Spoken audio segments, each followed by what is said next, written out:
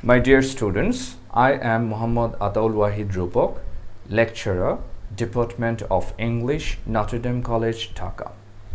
I hope you are doing fine by the grace of Almighty. It's been unexpectedly a long time we can't meet each other, and it's frustrating for both the students and the teachers.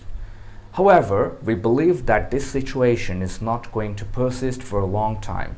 Everything is going to be normal again. So don't be depressed and keep enriching yourself staying home. So today our discussion topic, as you can see on the board, is subject-verb agreement, which is a crucial one. We have to remember a very basic thing about subject-verb agreement. And what is that? Singular subjects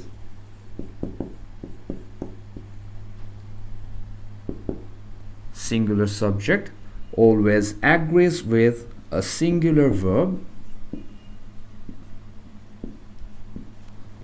and plural subjects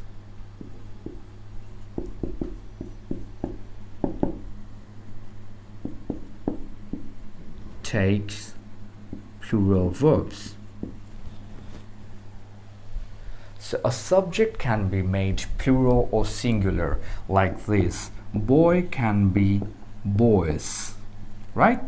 So how can a verb be singular or plural? It's quite simple, that the verb that agrees with a singular subject is called a singular verb, and a verb that agrees with a plural subject is called a plural verb.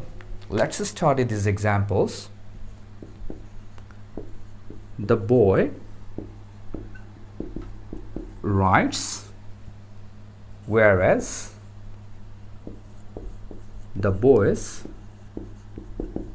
write. What do you see?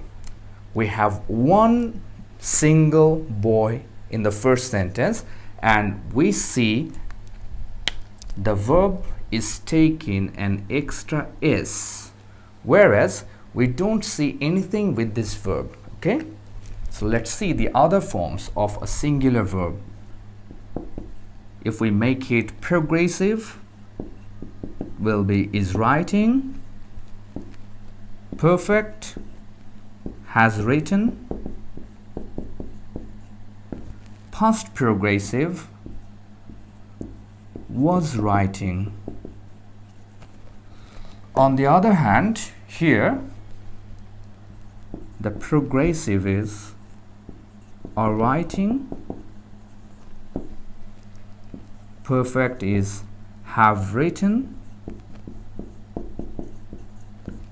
and past progressive is were writing.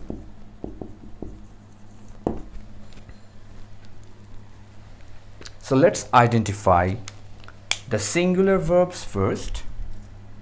Is, has, was. And here the plural subject is taking, write, are, have, and were. So the first classification is about the singular subject and singular verb, and the second classification is about plural subject with plural verb. Okay, let's clarify these things with some other important rules.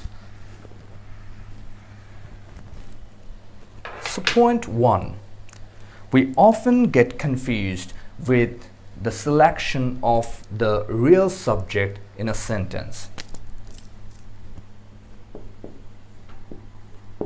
The fabric of these shirts fill or feels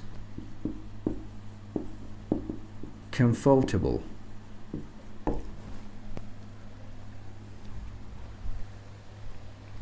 Which one will you choose? Here which one is the real subject?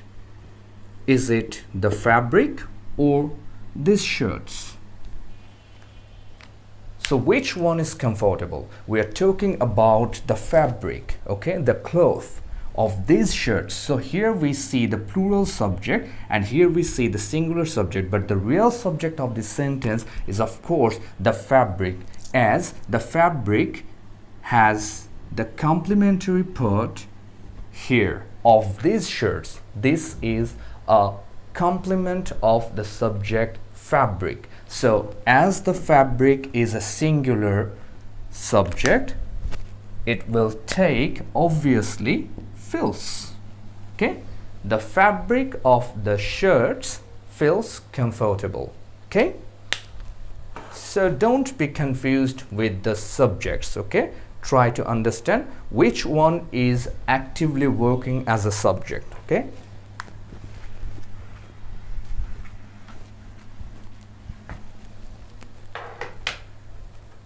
so number 2, sometimes we add different subjects with some conjunctions, okay, and most common one is and, like Robert and Michael is or are playing tennis. So how many subjects do we have in this sentence? We have 1 Robert and 2 Michael. So we have different subjects, okay? Number 1 Robert, number 2 Michael. So obviously the subject is plural. So obviously the correct selection will be like Robert and Michael are playing tennis. But what about this sentence? Let's see. Trade and commerce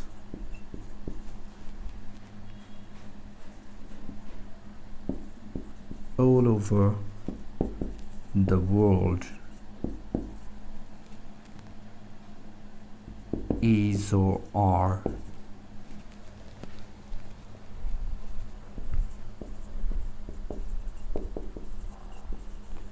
deteriorating due to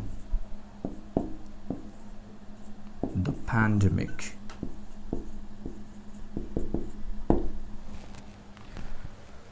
So we have this sentence, trade and commerce all over the world is or are deteriorating due to the pandemic. So how will you choose this verb? Are you going to choose are according to this example?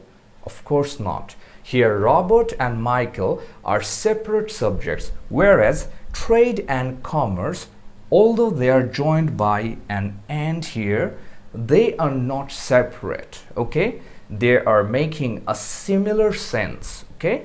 They are meaning like a unit, okay? Trade and commerce. So they are not different, although they have different definitions. But here, trade and commerce is considered as a whole thing, okay? So here, trade and commerce is, okay? I'll give you some other examples to make it clear. So we have very popular example about this sentence, bread and butter example, which you can get in almost all the books in our country. Bread and butter is or are a popular breakfast item.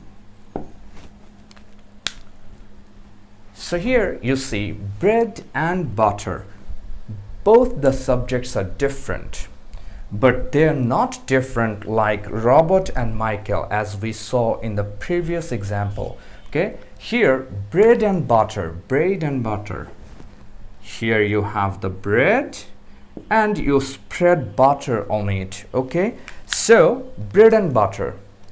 How can we say bread and butter is a name of food? Okay, so they are not different in this sentence, so we are going to take the singular verb here too. Okay, now we have a controversial sentence. And what is that? Some of us say time and tide wait for none or waits for none.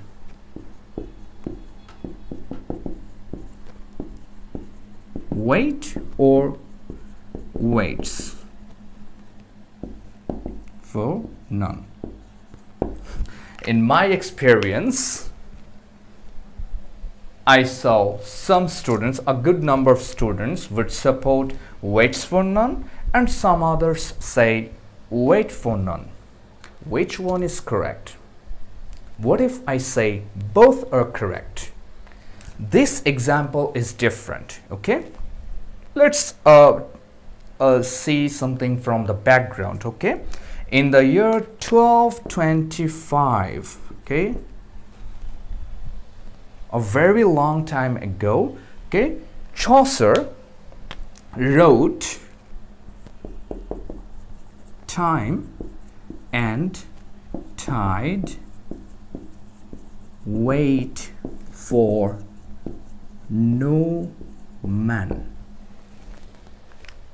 Since then, this sentence is being considered as a proverb, okay? Time and tide wait for no man. So this is the original sentence of about time and tide, okay?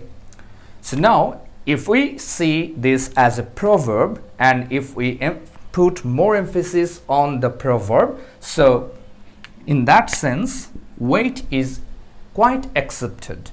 Here time and tide, if we see this as bread and butter, like time and tide, they have no difference. They are making a unit, okay? So grammatically, waits would be correct too, okay? So this one is a bit exceptional, okay? So it's controversial. If you search it on Google, you will see so many controversies about this, but I would say be sure that both would be accepted. And if you ask that if it appears in exam which one I will write, I think of course both the correct, and we should not make any type of controversies, and as both have strong logics, okay? So time and tide wait for none is correct, waits for none is also correct. If someone says that only time and tide waits for none is correct, he's wrong. And only time and tide wait for none is correct, he is also wrong, okay? Both are correct, so don't worry.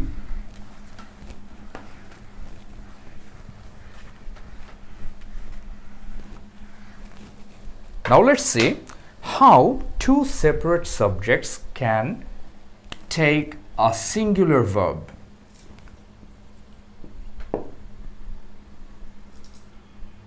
Mr. John, along with his friends, is or are starting a new project.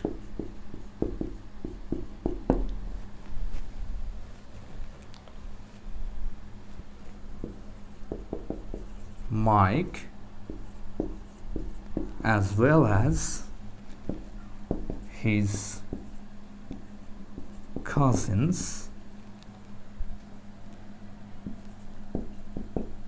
drive or drives so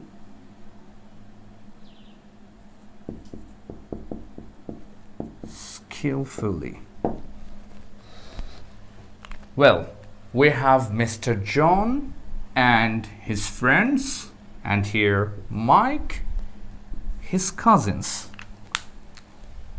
Subject 1, subject 2. Here subject 1, subject 2. Both the subjects are joined with, along with, and here as well as. Okay, but we are not going to use any plural verbs according to the subject to his friends. We see it's immediately before the subjects, and don't be puzzled with the plural verb here. Okay, when two subjects are joined with, along with, as well as, let's write the other connectors: accompanied by, or with, together with, or only with, and not. Okay, if we join two separate subjects with these conjunctive connectors, okay, so we are going to put more emphasis on the first one. So here we are talking about Mr. John. So Mr. John agrees with is, and here Mike agrees with drives. So we are not talking about his friends, along with his friends. So Mr. John along with his friends. So the real subject is Mr. John along with his friends. This total phrase is a complementary part with Mr. John as well as his cousins is also a complementary part with Mike. Okay, so we are going to select singular verbs in both the cases, and you see the other connectors here. So today our lecture would be here. In our next lecture we will see some more important points about subject verb agreements. So I hope you will watch that too. Thank you. Have a nice time.